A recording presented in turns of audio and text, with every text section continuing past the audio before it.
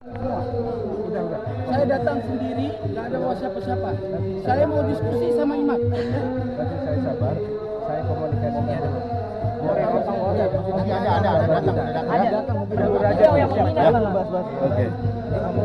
Saudara sekalian, acara Ki Haji Amuruddin Usman Al-Bantani, kalau tidak salah ini bertempat di Bekasi ya, yang kemarin tanggal 25 Mei 2025. Dan tiba-tiba di acara itu didatangi oleh ex Muhibbin.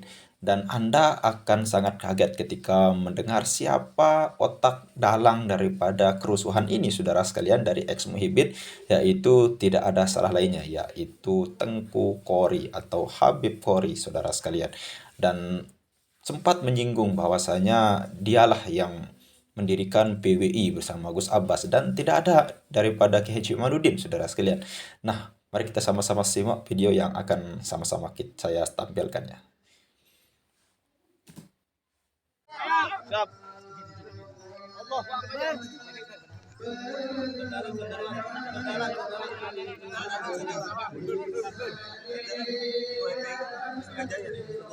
Bang Amin. Ikut Bang.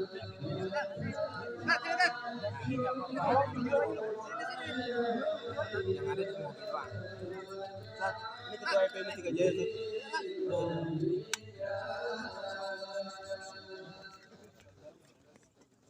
Masalah pelantikan organisasi terserah. Yang jelas saya bicara masalah Imaduddin, masalah nasab. PWI ini saya pendirinya. Ya. Pendiri PWI saya, Babas, terus Fariduddin, Imaduddin nggak ada. Jadi kalian kalau taat PWI melupakan perjuangan saya haram. Allahu Akbar. Tas pegang, udah pegang. Udah, aman. Jaga emosi. Oke saudara sekalian, itu ya tadi apa yang disampaikan oleh Tengku Qori, sangat mengagetkan kita. Dulu berdarah-darah di dalam berungkatkan kelan Ba'alu ini bersama Ki Haji Amuruddin Usman Al-Bantani, dan sekarang dialah yang menjadi garda terdepan untuk mengawal habaib, saudara sekalian. Kita tidak tahu apa proses dan apa yang beliau dapatkan dari para habaib kok sampai begitunya ngajak Ki Haji Amuruddin dalam video tadi, saudara sekalian, untuk berdiskusi. Mana ada orang berdiskusi langsung kayak gitu, saudara sekalian. Kalau diskusi ilmiah itu ada prosedurnya, ada perencanaannya, ada panitianya. Bukan debat kusir seperti itu, saudara sekalian, seperti yang dikatakan Tengku Qori yang tadi. Nah, dalam hal ini ke Ustadz Suparman ya, kalau tidak salah, ini saya tertarik dengan apa yang beliau sampaikan, luar biasa. Dan lebih jelasnya beliau nanti akan mengurutkan ya apa sebenarnya yang terjadi di dalam kerusuhan yang kemarin ya. Mari kita sama-sama simak apa yang beliau sampaikan. Silakan. Assalamualaikum warahmatullahi wabarakatuh. Ini ada informasi kejadian cukup panas terbaru di Bekasi. Diinformasikan bahwasanya pelantikan PWI, Organisasi Perjuangan Wali Songo Indonesia, dan Laskar Sabrilah di Bekasi hari ini dihadiri oleh Gus Abbas Buntet, dikacaukan oleh segerombolan Muhibbin FPI yang dikomandoi oleh saudara Qori. Tanpa mereka berusaha mendekati mobil Gus Abbas, Ketua Umum Perjuangan Wali Songo Indonesia, Laskar Sabrilah, dan mau menyerang. PWI LS Bekasi Raya berhasil pukul mundur gerombolan Muhibbin FPI dan kelompok saudara Qori. Atas insiden tersebut, Pak Kanit Intel Polsek Bantar Gebang menjadi korban pelemparan batu dari Muhibbin FPI yang dikomandoi oleh si Qori. Kemudian disampaikan ada tagar segera proses hukum. Baik pihak yang bertanggung jawab, termasuk juga di situ patut diduga kelompok bekas FPI yang memprovokasi, dan juga patut diduga saudara Qori juga terlibat dalam provokasi tersebut. Dikarenakan ini murni acara organisasi. yakni kegiatan pelantikan pengurus Perjuangan Wali Songo Indonesia dan Laskar Sabrilah. Jadi sebetulnya tidak ada hubungan dengan kelompok lain. Namanya urusan internal organisasi, kemudian menyelenggarakan kegiatan, lantas kemudian ada kelompok lain yang diduga kelompok bekas FPI dan juga ada saudara Qori di sana yang berusaha untuk memprovokasi agar kegiatan tersebut menjadi ricuh. Maka atas dugaan ini kami menghimbau kepada aparat penegak hukum agar melakukan tindakan hukum terhadap semua pihak yang bertanggung jawab, karena apa yang mereka lakukan merupakan sebuah tindakan provokasi dan kemudian gangguan ketertiban dan keamanan, dan juga merupakan salah satu bentuk tindakan premanisme. Sebagaimana kita ketahui, hari ini pemerintah sedang concern untuk menanggulangi problematika premanisme yang sedang marak di negeri kita belakangan ini, di mana preman-preman ini menggunakan nama-nama ormas atau LSM untuk melegalisasi kegiatan-kegiatan premanisme mereka. Bahkan tidak jarang preman-preman ini menggunakan jubah-jubah keagamaan. Maka menurut kami provokasi yang dilakukan bahkan sampai berdampak kepada beberapa orang yang terluka gara-gara insiden tersebut, ini mesti diselesaikan secara hukum. Di negeri ini tidak boleh siapapun bisa main hakim sendiri. Kita tidak ingin kemudian ada orang yang gagah-gagahan atas nama ormas, atas nama sekelompok orang, kemudian karena dia bergerombol dan berkelompok, dia merasa jagoan, kemudian dia merasa gagah, lalu dengan arogannya mengganggu kegiatan orang lain. Negara ini adalah negara hukum. Preman tidak boleh berkeliaran.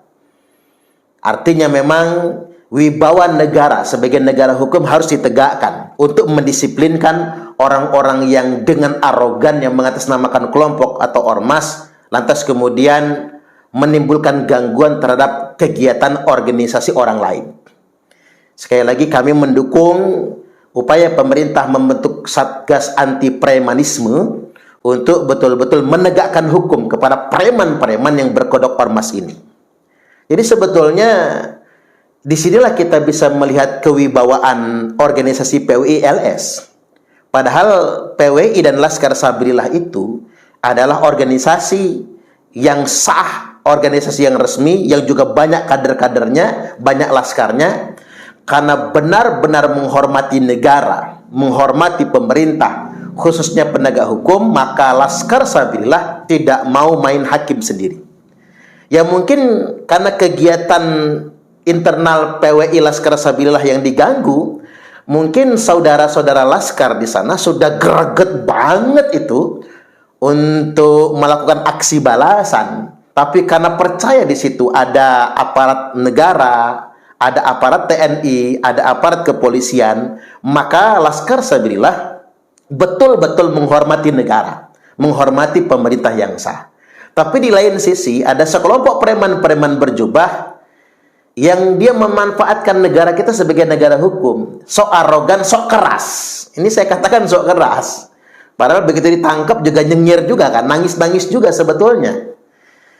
Jadi kita bersyukur tinggal di negeri ini sebagai negara hukum. Setiap orang tidak bisa main hakim sendiri.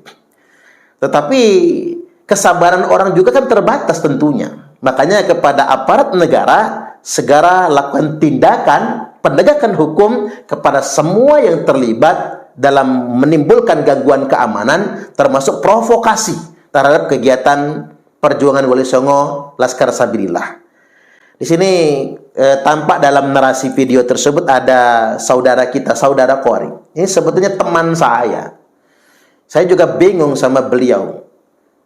Karena sejak awal memang kita dipusingkan ketika ia nantang-nantang berantem, nantang-nantang perang dengan Bahar bin Smith. Bukannya 1 lawan 1, lantas kemudian Bahar Smith membawa pasukannya yang sampai geger di Kresek tempo hari.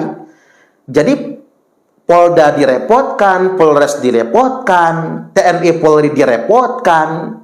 yang coba Anda ingat beberapa waktu silam, geger-gegeran ketika saudara Qori datang ke pesantren Kiai Imad di Kresek. Itu kan muncul geger-gegeran karena tantangan yang sampai kemudian Bahar membawa pasukannya. Nah, apa begini kondisi kita?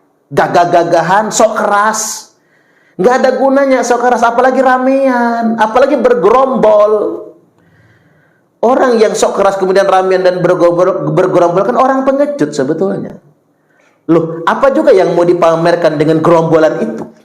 Dengan kelompok yang sedemikian rupa. Wong kita negara hukum, jajal itu yang gagah-gagahan teriak-teriak takbir Allahu Akbar, matanya mendelik melotot itu. Kalau sudah diborgol, nangis juga pada akhirnya. Nangis juga pada akhirnya. Jadi kegagahan itu cuman kamuflase. Jadi sok keras, sok berani untuk menutupi kegentaran. Namun hari ini tidak bisa dibiarkan. Harus ada betul-betul penegakan hukum. Karena kita lihat di beberapa momen memang saudara Qori ini patut diduga selalu nantang-nantang dan ngajak perang. Dan ini kan sebetulnya tidak baik untuk iklim demokrasi. Tidak baik untuk negeri kita yang aman, damai, sentosa. Maka menurut saya, apapun tindakan pidana yang telah dilakukan olehnya wajib ditegakkan hukum. Orang kalau tidak didisiplinkan, maka dia akan menjadi tambah arogan.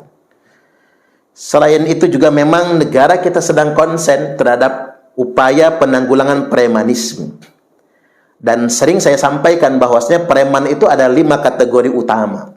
Ada preman kampung, biasanya aksi individual atau sekelompok kecil yang juga mengganggu kenyamanan dan keamanan di kampung atau di pasar-pasar tradisional misalnya.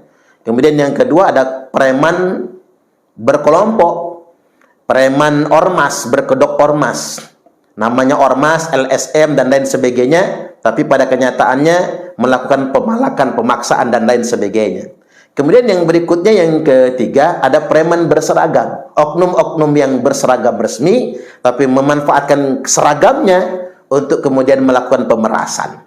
Kemudian yang keempat, preman berdasi, orang yang punya kedudukan, yang punya tanda tangan untuk melegalisasikan urusan masyarakat, urusan publik. Dia gunakan pangkat dan jabatannya untuk melakukan pemerasan. Ini juga banyak ini. Abuse of power, upaya menyalahgunakan kekuasaan. Nah, kemudian yang kelima ada istilah sebutan preman berjubah. Nah, kita dihadapkan dengan negeri yang mayoritas muslim ini, banyak orang menggunakan kamuflase jubah-jubah kemusliman, jubah-jubah keagamaan untuk kemudian menunjukkan arogansi, merasa gagah, merasa jagoan. Dia teriak bela Islam, teriak bela agama, tapi pada kenyataannya dia sebetulnya preman sesungguhnya. Itulah mengapa Nabi sallallahu alaihi wasallam telah bersabda, "Abghadul ibad ilallah." Hamba Allah yang paling dimurkai, yang paling dibenci adalah man kana thawbuhu khairam min amali. Barang siapa yang pakaiannya lebih istimewa daripada kelakuannya.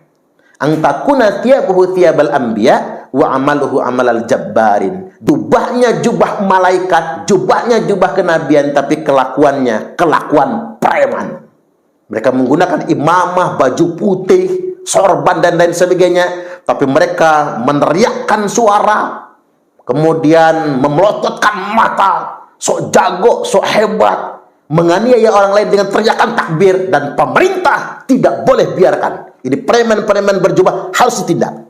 Karena kalau tidak ditindak, ya semut, sekecil-kecilnya semut, kalau diinjak dia pasti gigit juga. Apalagi manusia. Ingat, hari ini PWI dan Laskar Sabilillah masih sangat menghormati negara, menghormati pemerintah yang sah, menghormati aparat penegak hukum, sehingganya tidak main hakim sendiri. Sampai di sini, mudah-mudahan kita bisa menjaga diri, mengendalikan kader-kader kita, jangan sampai mudah terprovokasi dan terpancing. Percayalah, negara kita negara hukum, aparat penegak hukum bisa bersikap profesional untuk menyikapi dan menindak semua preman-preman berjubah ini. Wallahul muwaffiq ila aqwamit thariq. Wassalamualaikum warahmatullahi wabarakatuh.